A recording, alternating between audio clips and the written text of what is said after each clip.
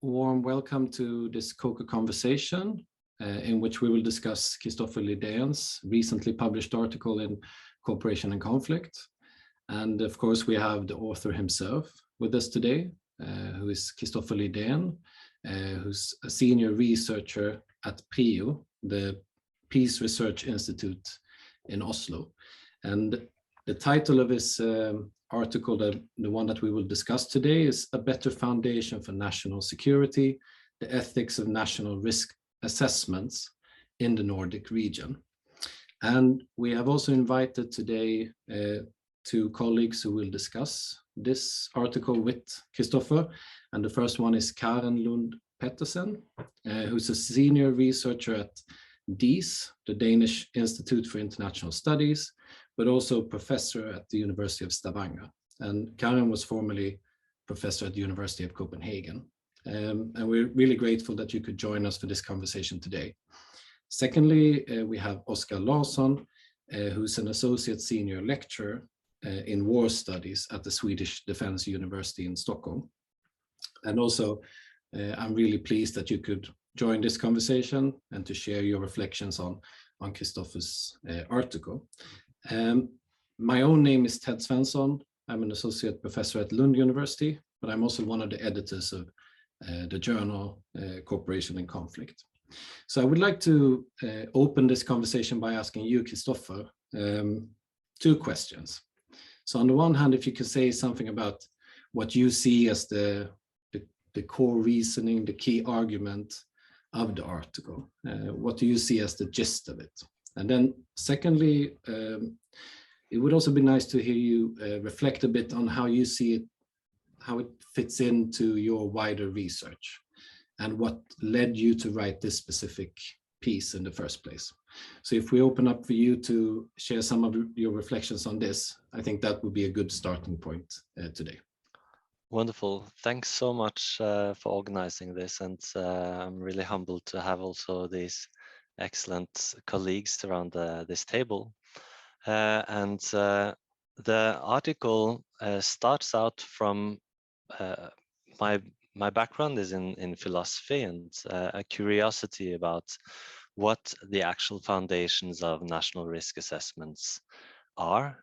And then I've looked into the Nordic ones. Previously, I've also worked a lot on or more in European security policies and also the EU mechanisms for risk assessments and so on, and been curious to follow the development of that field.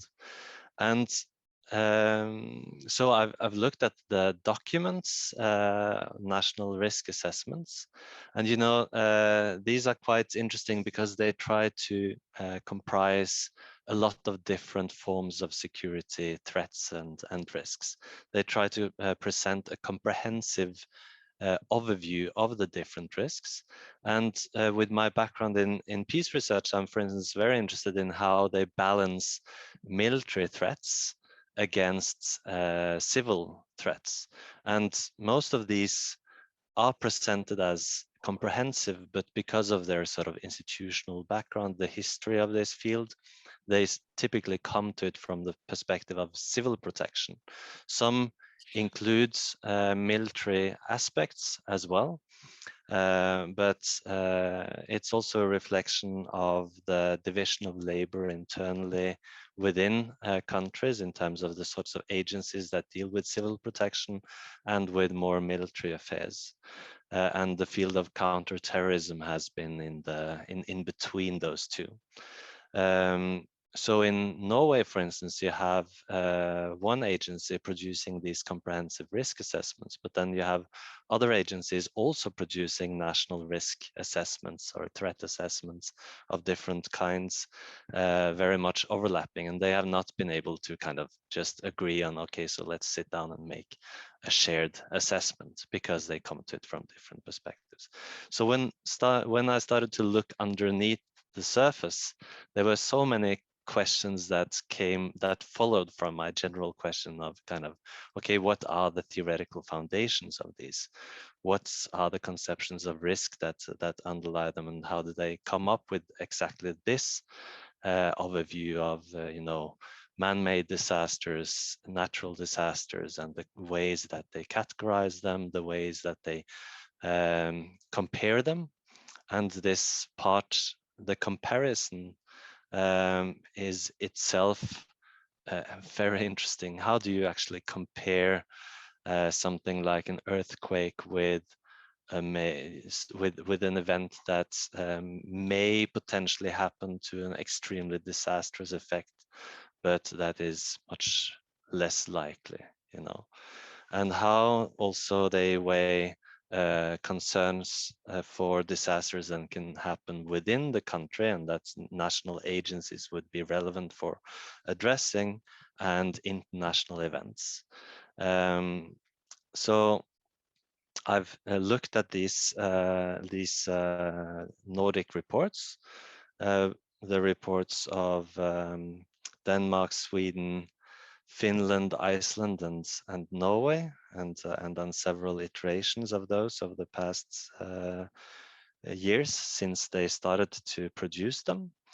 And I've also conducted some background interviews in Norway, where I talk to the people who are in the agencies producing these, but also people from the Ministry of Justice and Civil Protection, and also some of the other agencies, and how they think about this field, to get a kind of sense of it. But that's more kind of background interviews. And then we've also collaborated across Nordic countries on this subject of so-called societal security. And through that, I've also gotten to speak to people involved in this field in the other countries, to get a sort of sense of the field. So my question is, I ended up with a question of, okay, so is it justified to use these documents in order to inform national security policies? Because there are some developments, for instance, in Finland, where the national security strategy, or the so-called security strategy for society, is basically a reflection of their national risk assessment. And I've tried to grapple with that question, and I think we can go further into that argument later. Your second question was about where I'm kind of currently heading with this, and just quickly, my interest in this is partly how this is evolving as a global field of governance. So within the Sendai framework and efforts at addressing climate change, there is an ever-increasing emphasis on precautionary risk management instead of just reacting to disasters. And meanwhile, you see a similar development in several other fields, like early warning in the field of peace and conflict. In security systems, of course, you have the logic of risk management, risk governance from counterterrorism and policing. And there's a kind of global policing dimension to that. You have advanced security technologies and surveillance that kind of are mobilized for that purpose in the security field. And then humanitarian actors are also now turning towards foresight, precaution, and so on, as a way of dealing with their lacking capacity to do all the things that they're expected to do. So they need to kind of have a more rational and measured, proportionate response to all the humanitarian problems that are out there. And then this logic of risk governance comes in there as well. So I see a sort of an evolving field cutting across these different sectors in an interesting way. And part of that is also the evolution of, big data, artificial intelligence, and the mobilizing of general kind of data, digital transformations in this field, and how that transformed this as a field of governance. Thank you. Okay, thank you, Kristoffer, for answering in such an elaborate an interesting manner. So I now give the word to Karen to begin with. Okay, thank you very much. And thank you for inviting me to talk about this very interesting article. I think that, Kristoffer, you deliver a very timely argument, and you raise a very important debate about the national risk assessments that is currently being conducted in the Nordic countries, and especially also raising both the political values implied in doing that, but also the ethical issues that is coming up from doing it. And I think that it's while we have seen some work on this before, we have not seen it in the Nordic context. And I think it's very interesting how you point to the particularities of the Scandinavian model, and especially maybe also even the kind of the total defense idea about how that is implemented in the Nordic countries. So in that sense, I think you deliver something which is very timely and also very, very relevant for the political context in the Nordic countries. I think I would like to go into and talk a little bit about some of the wider questions as to start this discussion here. And especially, and it might not come as a surprise, you mentioned it yourself, the military threats versus the societal threats. You mentioned that in your introduction. And in that context, I would like to hear you a little bit, if you can ponder a little bit about the Ukraine war and the return in some sense of geopolitics in the Scandinavian context. Because it's probably happened since you delivered this article and since you wrote it. And how does that play in terms of how could that change your conclusions here, that suddenly we have this idea about geopolitics and military threats as some of the overarching kind of threats that we need to take into account also in the Scandinavian context that we haven't seen since the Cold War. And I think you do say something about it in your article, because you say something about the inclusion of war in the national risk assessments, but also that war has not been included in many countries as part of this. So is that setting somehow, is that going to deprioritize in some sense these risk analysis?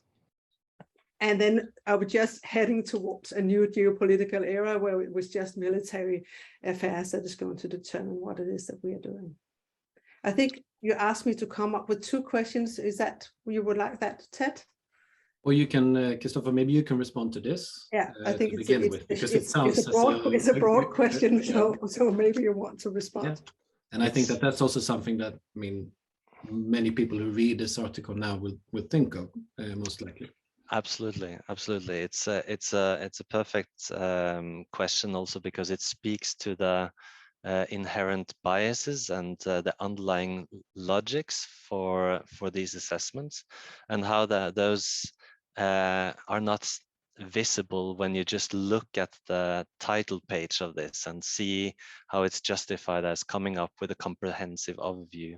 You will not necessarily understand why military aspects have been toned down in these.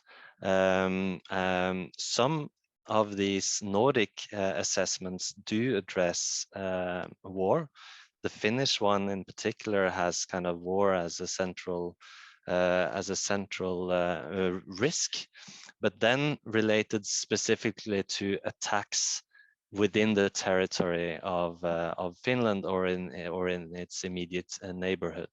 And then of course there's the issue with cyber war, hybrid warfare, and so on, associated with the same threat from Russia, China, and other international actors. But generally, as I comment in the article as well, interstate war is outside the general scope of these assessments. And that's partly because when these were made, there was this assumption that actually wars between states is something of the past. Then you had Crimea And it kind of there was a reconsideration of that understanding, but that understanding has also been institutionalized into the field, even of total defense, where the military was kind of reframed as support for civil protection in a sense, and where it now had to be kind of renegotiated. So rather than these assessments being outdated from now on, I assume that they will take this up as an integral part. Actually, I do note that one of the major problems with the current selection of threats is that they did not include interstate warfare elsewhere that has an extensive impact on the Nordic countries without involving them directly. And I think that was very much in line with the Ukraine war, where we see the so-called reverberating effects and the secondary and third kind of effects of these wars as having really serious impacts in ways that these assessments did not grasp. And that's related to some of the biases that I point out in the article.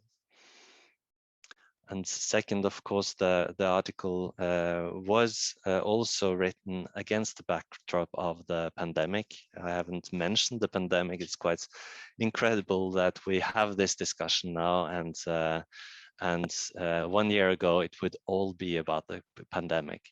But there is still this question that comes out of the pandemic, which is, okay, so how do we prepare better for the next disaster?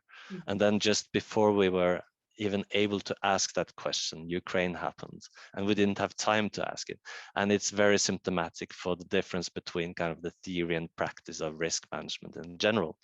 But it's still with us as a major question, you know, how does the pandemic and the efforts at being better prepared for the next one, that's been part of kind of the slogan of building back better. It has been to kind of build better capacities for anticipation and preparedness. How does that affect this field? So Ukraine and COVID, of course, are the two kind of events that form this at present.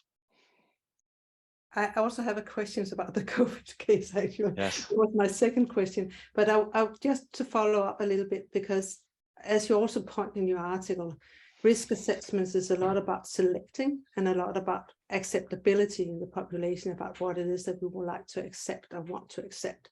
And the COVID and the takeover of the Ukraine crisis as the interstate war somewhere else is kind of taking over the understanding of risk, but when you say it's included, but do you mean that it's included at the same kind of level of acceptability, or will it overtake in some sense? Because a risk analysis is, of course, a kind of an idea about the severity and probability. But as it is now, it seems like the war and the NATO membership and all those kind of hard military questions has taken over the way we think about security in the Nordic states.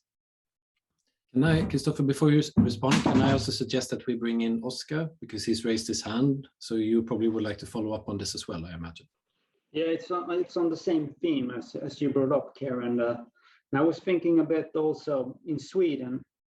When I've done research on this in Sweden, I noticed that after the annexation of Crimea, the risk or the crisis management and the military are like joined together, slowly molding into one coherent piece through the concept of resilience. Like resilience really expand, you know, into the civil society or civil preparedness, total defense, as well as the military defense. So I was wondering also if you can see, so you do 5 different countries, if you can see the sort of same trends, the same events, like global events, like the annexation of Crimea and the refugee situation that was in 2015, as well as the pandemic, if they have the same sort of follow through in all these different countries, or if they are handled differently in the different risk assessments. That would be very interesting if you could elaborate a bit on. Okay, Kristoffer, the word is yours.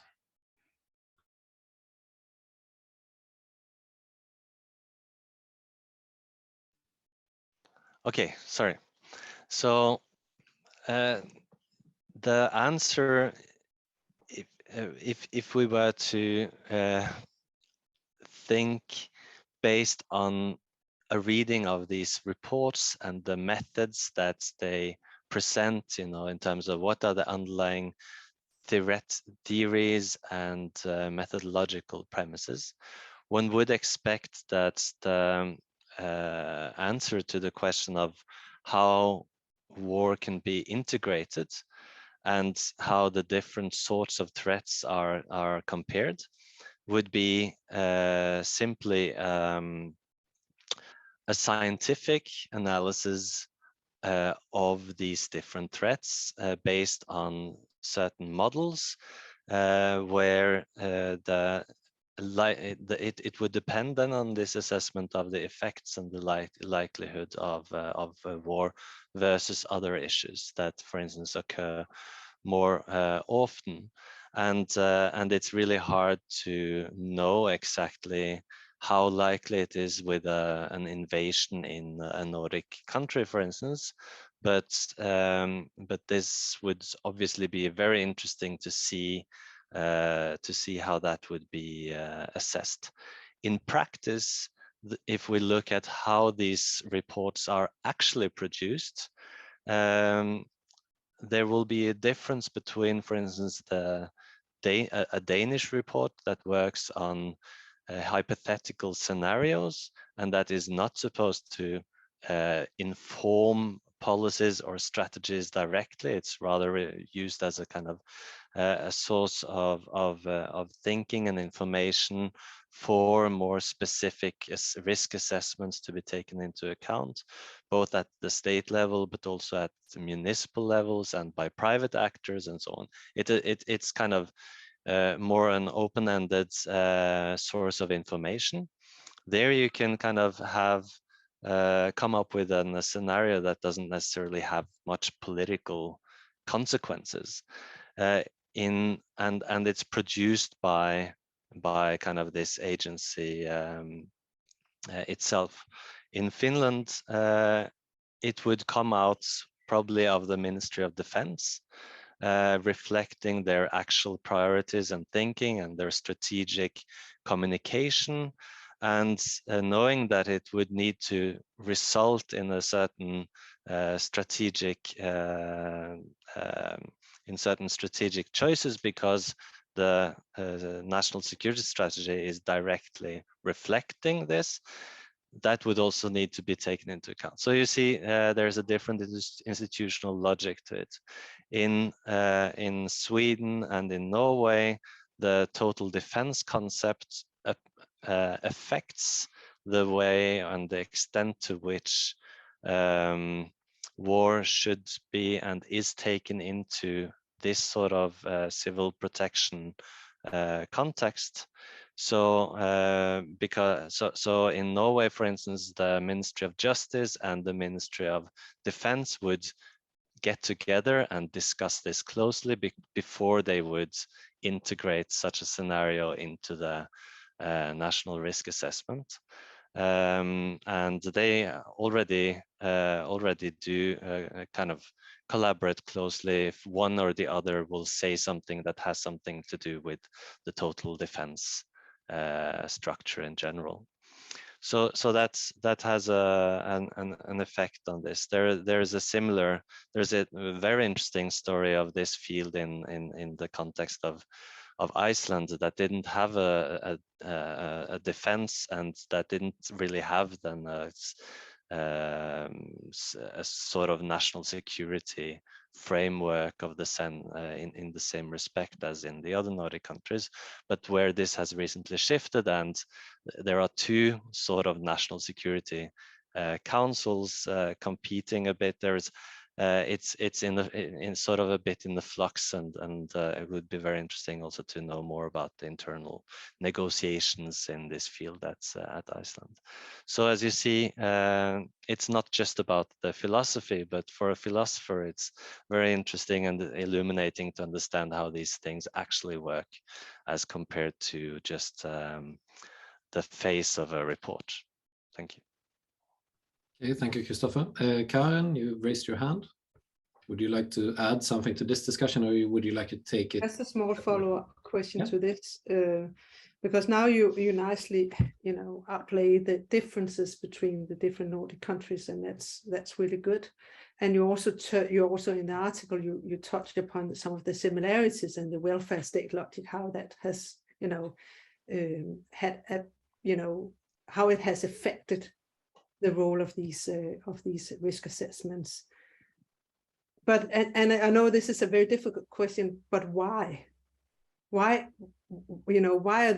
Denmark so different from Norway, and why is Finland and Sweden similar in terms of total defense? Can you explain to us a little bit, or do you have any kinds of ideas about where do these differences stem from? Yeah, so in this project on societal security in the Nordic countries, we have looked a bit into that, and my one of my best sources on this would be yourself. So I would be very interested in hearing about this as you see it from the perspective on different Nordic conceptions of risk and resilience. But it does partly relate to domestic institutional setups. It's quite complicated to explain exactly why, for instance, the Danish reports have a different kind of approach than and role than the Swedish, and the Norwegian are somehow in between those two. But it also partly relates to the connection to the EU, and this EU connection is extremely interesting, because this all no, not all of it, but it really was pushed by the requirement from the EU civil protection mechanism to member states producing reports on risks and vulnerabilities and reporting back to the EU. And there, Norway as a non-EU member has still been kind of involved in that process and reported as well. And this again was modeled on, for instance, developments in the Netherlands and in the UK as kind of those would also push this this way of thinking about civil protection. And it then was adopted and integrated within within Nordic countries. And Finland then is kind of best in class in delivering on this requirement by actually turning it into a key aspect of their national security system. And they reformulated their whole approach to national security sort of in response to this.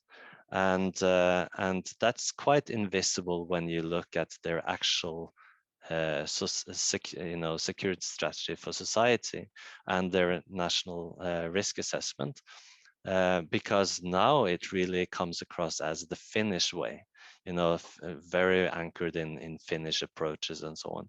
But it came from this EU requirement, so you can follow that. And that was a non-military setting, because the non-military nature of the EU collaboration, there were certain guidelines that the EU required the member states to follow. I also addressed some others, like this time horizon, which is really interesting. but also it was not expected to be reporting on military affairs. So that's something that the countries have eventually started to look into on a sort of voluntary basis. So those are two kind of, so the connection between the countries and the EU may also be part of the explanation of the variations. Yeah. So Oscar, you raised your hand, but also I know, Kristoffer, you said that Karen might be actually the expert on some of these issues herself. So Oscar, if you go first, and then kind of if you have some reflections you would like to add to what Kristoffer just said, you can go after, of course. So Oscar. I really have a really short comment here, and I think that now that you elaborate on the differences between the different, so EU says that, oh, it would be great if all countries could do sort of national risk assessment, and we can take that into account. And all the member states go like, fine, we can do that, but they do it in very different way.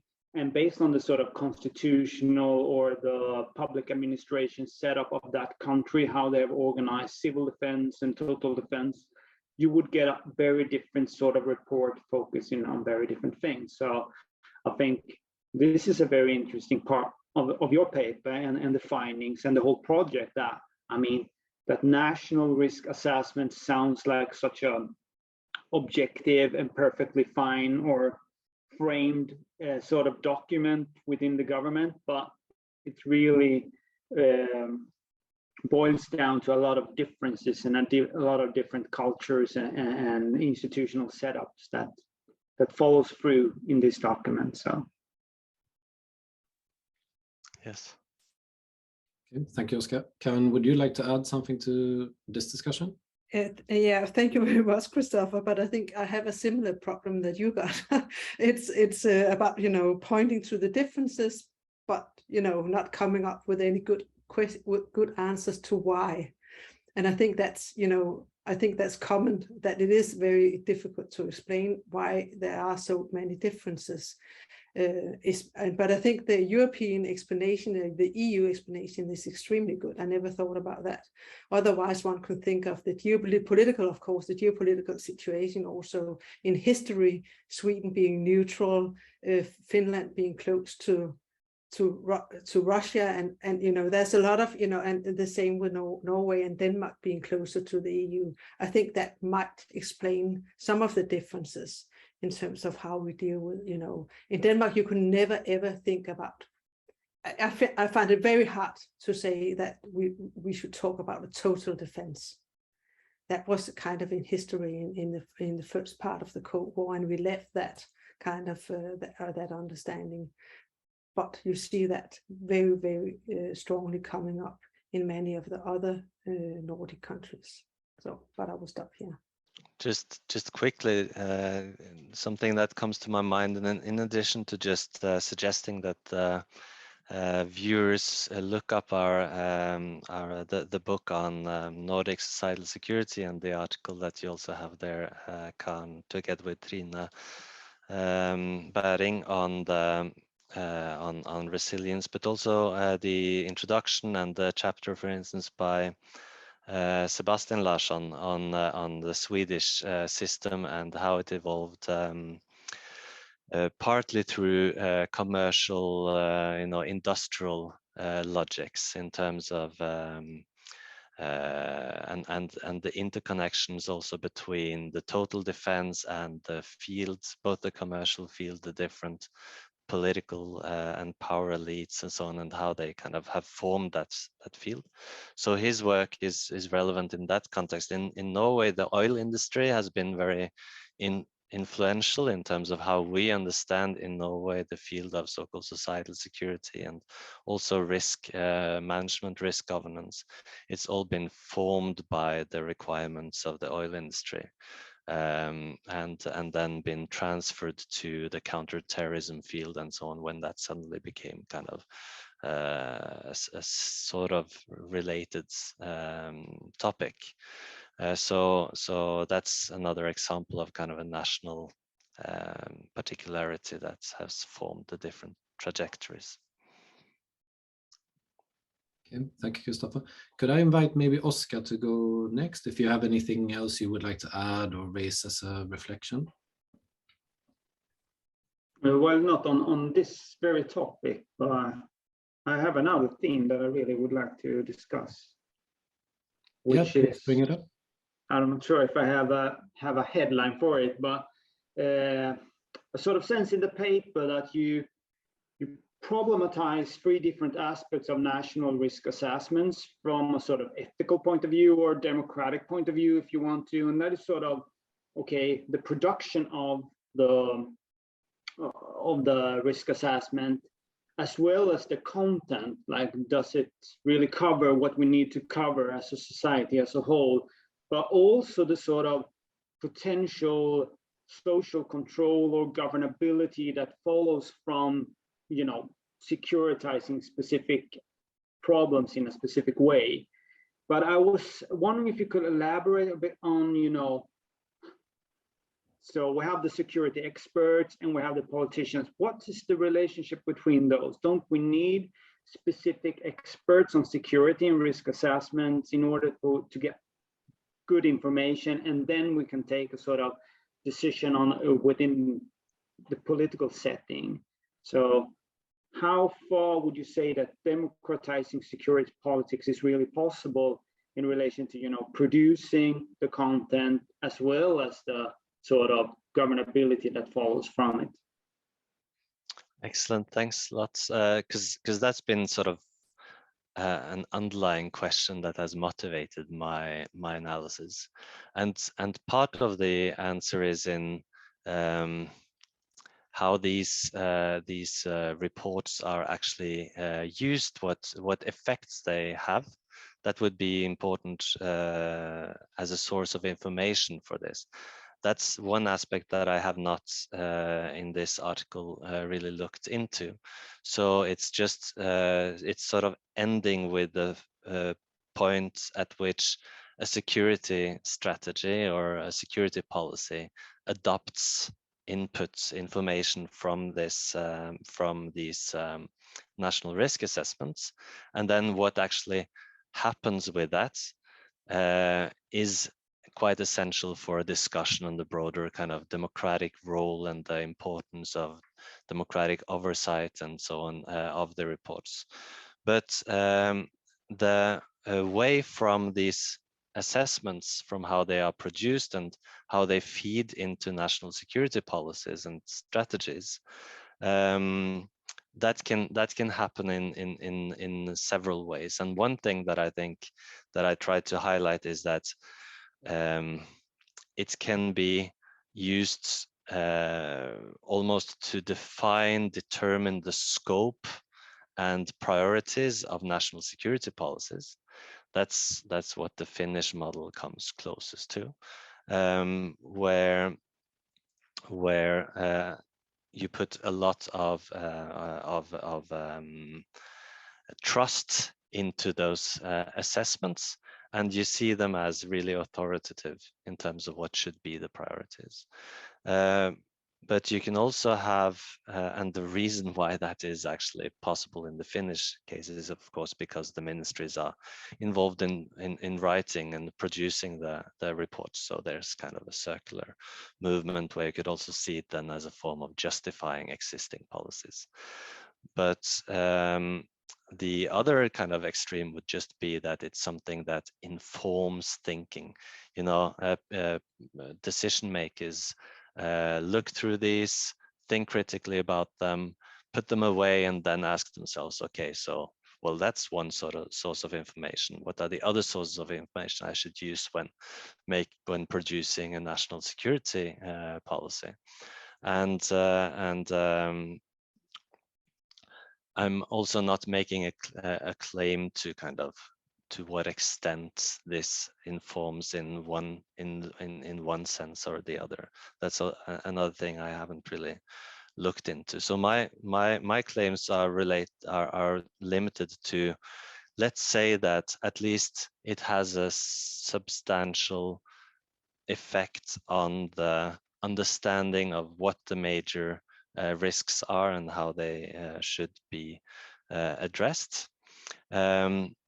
What should be the quality, what should be the criteria of quality for these reports?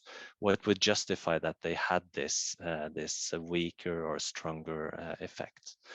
And there I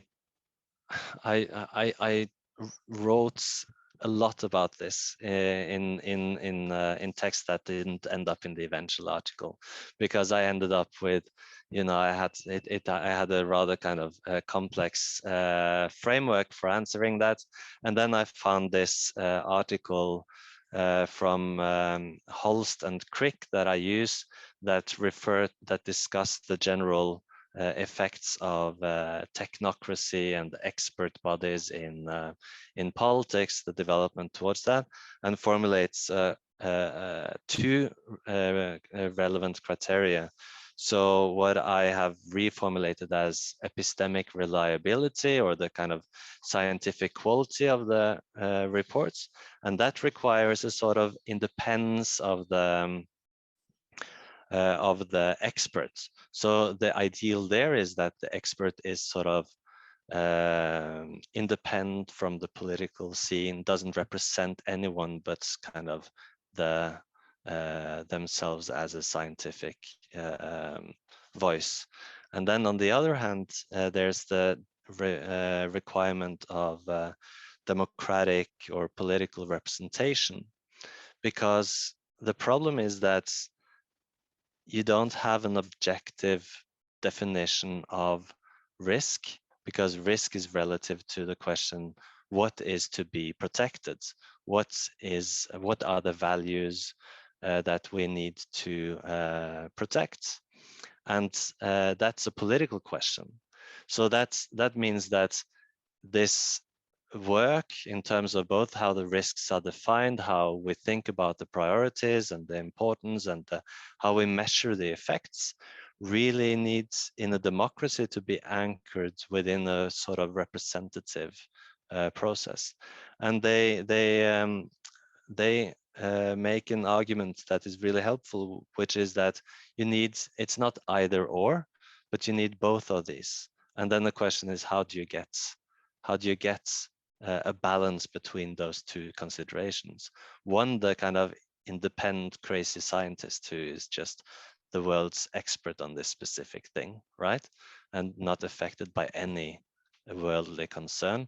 The other, which is kind of representing a certain interest group, representing it's a political party, and trying to kind of think about risk on that basis. And the mandate seems to require a combination of those two. So then the question is, okay, so how do you actually get there in terms of that combination? Okay, thank you, Kristoffer. Oscar, would you like to say something brief in response to this? Do you have any reflections that stem from what Kristoffer just said? And also, Karen, you're of course allowed to add things here as well. But Oscar, if you would like to go first, please. No, man, I don't have anything to add at this point. So let's. Okay, so let's invite Karen to comment on this. Yes, I think I would like to push you a little bit on this, because isn't that, and I can see the ideal here, that you have science and then you have the political representative process, and that's all nice and good. But your argument essentially is about this technocratic and the scientific solutions also being political. So what you suggest is to separate the two. But if they both are political, how is that going to be a solution? So it's a little bit, I know that is a kind of an advanced argument, but if the selection of risk also in the scientific sense is a matter of what you see in intersubjective processes, the level of acceptability, that of selecting war compared to terrorism, compared to natural disaster, etc., is a kind of, every time you put something in a matrix, it is a political game that you are contributing to, also if you're a scientist. So how can it be more democratic not to have it as the same kind of process, and why is it more democratic to separate it? Maybe you can say a few words about that. Thanks. So this is actually practiced differently in different European countries, where, for instance, in Ireland, you have an open national consultation on their national risk assessment. And then all interest groups of society, including the unions, the associations for homeless people and so on, respond and kind of request that their risk is taken into account. And then you end up with a complete comprehensive overview of all the risks in society that really matter for people.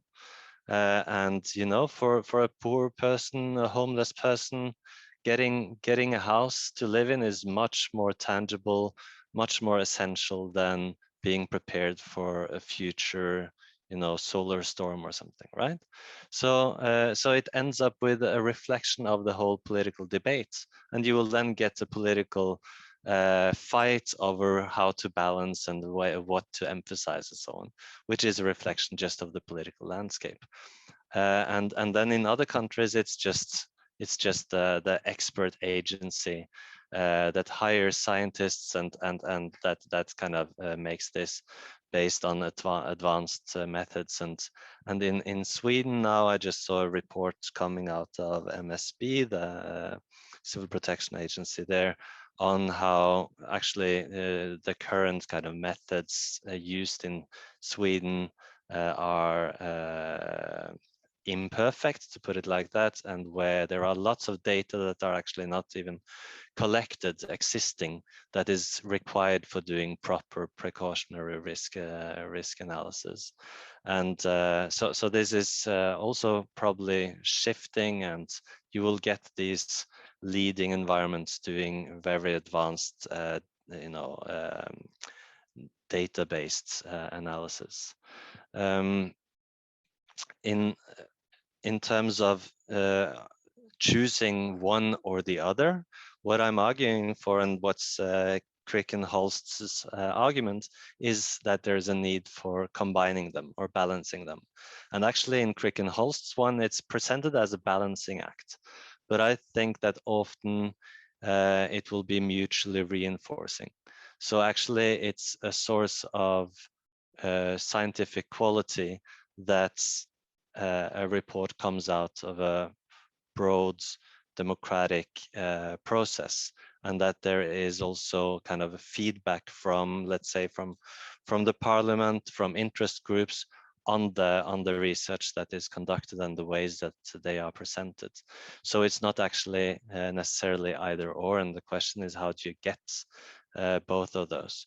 But typically this is under communicated in the reports, the way that this is actually happening, because they're supposed to both be scientific and representative in a certain respect, but it's not spelled out exactly what that means in practice. Thank you, Kristoffer. Oscar, did you wave a hand? That's just right. A second ago.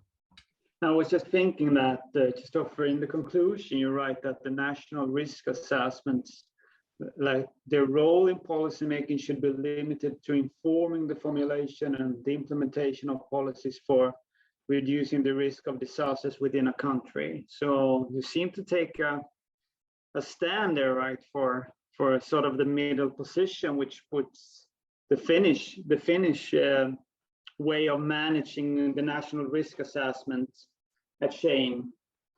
I was wondering a bit also, if we put the Irish very open, every interest group get a say. I mean, I wonder how many pages would that report boils down to, and how is it managed? I mean, if it's only just, collecting different risk assessments from different groups, but it's still just, I mean, nothing could happen from it. It's just a produced document. Whereas in the Finnish case, a very limited elite from the government decides, okay, this is our risk assessment that we want to work with and we want to inform, and with the risk, of course, of being reactionary or like solidifying what actually is going on. So there you have the two extremes.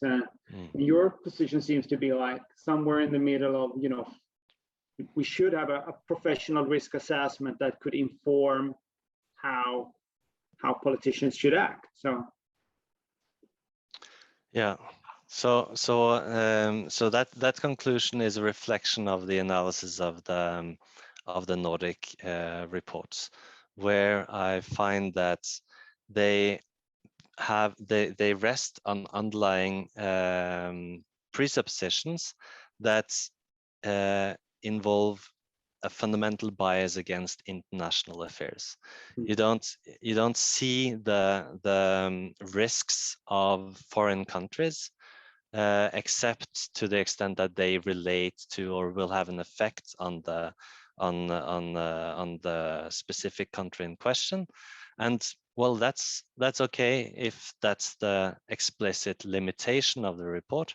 But the problem is if that is then naturalized as the definition of national security and reflected in national security strategy.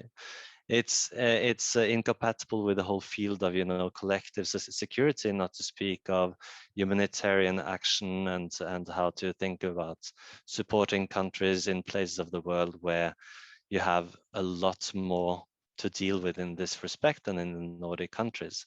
I play with also in the conclusion the notion of Nordic noir, where you have this irony of some of the most wealthy, peaceful, secure countries in the world coming across as, you know, with a rather gloomy picture, because it's a story about all the worst things that could happen that could still kind of be sort of realistic scenarios. And there's it's really problematic if this defines the scope of national security policies in the Nordic region. But of course, it's relevant for the protection of the citizens within the country. But a national security policy and how that's integral also to foreign policies is much broader than this. So that's why I warn against kind of this idea. And speaking of sort of the narrative side of this, the story that they tell, it's interesting that for instance in Finland, you know, it's called the writing groups. The different ministries, they compose writing groups, and it's you know, you can see it as kind of a narrative building. It has that effect and is very effective. The visual dimension is clearly the most effective in these reports. The overviews, the big tables where they compare the different risks in one way or another. That's what you kind of remember when you walk away from the report, and you then skip all the details about, you know, all the caveats about how this visualization is produced, what the things it can not possibly cover are, and so on. And so I suggest that also, in addition to limiting the focus to national disaster risks, that's a sort of technical term, but it involves you need to make some delineation in the scope of these assessments, and that's sort of the technical term these days.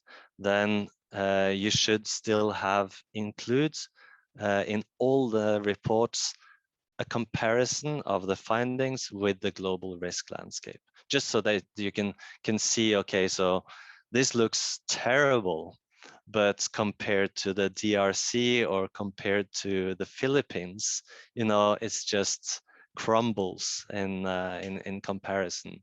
And what does that mean for investments, the priorities that we make in terms of security, division between weapons and humanitarian assistance, etc.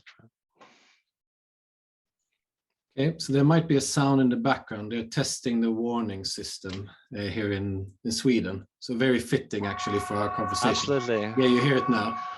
Absolutely. I think you arranged that, Ted. Well done. Exactly. I think they moved it one day too. But anyways, I wanted to return to something that Karen said when we began the conversation. You mentioned COVID-19 and the pandemic. Is there something you would like to add to that point? Oh, yes, very much. And I think it relates nicely to what you just talked about, Kristoffer, about internationalization and comparing different risk levels internationally. And now you probably know what I'm hinting at, but because I think that what we saw, and it does not really have something to do with the national risk assessments necessarily, but what we saw during COVID was an increasing competition about risk levels across the globe. And I'm not sure that produced anything good, actually. So, you know, coming from that perspective, when you talk about the necessity of comparing internationally when it comes to societal security, can you say a bit about that? Because to me, it resulted, at least in the Nordic region, in a kind of a closure of borders, competition about, you know, different approaches, and actually it outcasts especially Sweden as a kind of odd one in. So, you know, it wasn't, I don't think it was so good in terms of collaboration and peace and happiness. So can you say a bit about that? It's really interesting to think of you know, what it would take to establish reliable global statistics in this field and reliable assessments across different countries, and I discussed that very briefly, but that's really a topic that I'd like to pursue further. Currently, there are statistics coming out of the UN and other agencies, but just with the basic statistics in terms of the risk and vulnerability of different countries. You have the EU based Inform project that tries to inform EU policies in this field. And that is still in the very early phase because there is such a lack of data on this, and systematic, you know, just the question of standards that allow transfer and comparison and so on. You know, that also presents us with very interesting research problems. So the kind of overview that I'm thinking of would just be the very basic comparison between how many people are actually dying from different sorts of disasters already, and how is that compared to other countries. It could be something as fundamental as that, but the question of what would be the ideal system to work towards that would allow for more advanced and realistic comparisons across countries is something for another article or another discussion. There is a lot of politics to it, just as you allude to. You know, countries will have strong incentives for either, you know, over or underestimating the risks to their country, depending on whether they are reliant on international funds or whether they want to communicate to their own citizens that they are fully in control, you know. So one thing is democratic regimes. The other question is, how does this play out in non-democratic contexts around the world? And this whole Sendai framework and the systems for national risk assessments that is coming out of that will bring up a lot of issues when those are picked up by countries like Ethiopia, and where it justifies a certain form of both expert analysis and resultant governance measures through a language that has been developed for a democratic context. You know, we need to remember also that when we're now discussing this in a Nordic setting, it involves a different sort of questions than if you would discuss it in the setting of for instance, Ethiopia or Turkey, even, where a different political dynamic will have fundamentally different political effects on the role of a risk assessment and what the state can do with it. Yeah. Okay, thank you, Kristoffer. So maybe, Oscar, if you have something, final brief comment or reflection on this, there's still time for that, but then I think we should move towards concluding the conversation. But no pressure, Oscar, I'm just opening up for you to add something final, if you like. I mean, in relation to what is written in the text and discussion that we had here, I mean, we also perhaps should stay a bit true to the foundations of security politics and say that, okay, you know, securitizing issues always sort of opens up for a new political toolbox in how to manage things, what kind of social control, what kind of government regimes or governmentality are we producing for this. So on the one hand, we can say that, oh, these are really poor national risk assessment, they should include even more stuff to be better. But on the other hand, that would also open up for introducing new tools of government, further social control into more aspects of everyday life. So that's also sort of, you know, a reflection that I take away from your article. Okay, should we improve this sort of government control via national risk assessments or not? Yeah, and that was really the starting point also, that I had some very kind of critical thoughts, reflections on this development, and on the other hand, I had the critical question in mind, like, okay, but what's better than a systematic assessment of these risks that is transparent and so on? What's the alternative? So that's reflected in the discussion in the article, where this argument by Hagman and Dunn-Cavalti really represents this concern with paternalism, with politics in disguise, and on the other hand, I try to take the rationale of this as a contribution to security politics, and even for sort of democratizing security politics as well, seriously, and see kind of where that leaves us. And for me, in this article, it left me with this suggestion for two related ethical criteria that can be used for further explorations of this. So what I hope is that this will be kind of the preface to more specific investigations into concrete practices, where you also see how reports like this are used as part of a broader system of risk governance. Okay, thank you, Kristoffer. So I suggest that we now move towards ending the conversation. Many thanks, Karen and Oscar, for all of your great comments and reflections on Kristoffer's article. You covered such a range of different aspects and features of it, and it has been really fascinating to listen to you, but also to take part of your reflections, Kristoffer, that have been, according to me at least, very open and generous, speaking about what's already there in your article, but also its implications for future research, but also how you think about its how it's set in a wider framework when we think about precautionary risk management and so forth. So thanks to all the three of you, and I'll now end this recording. So. Thank you. Thank you so much.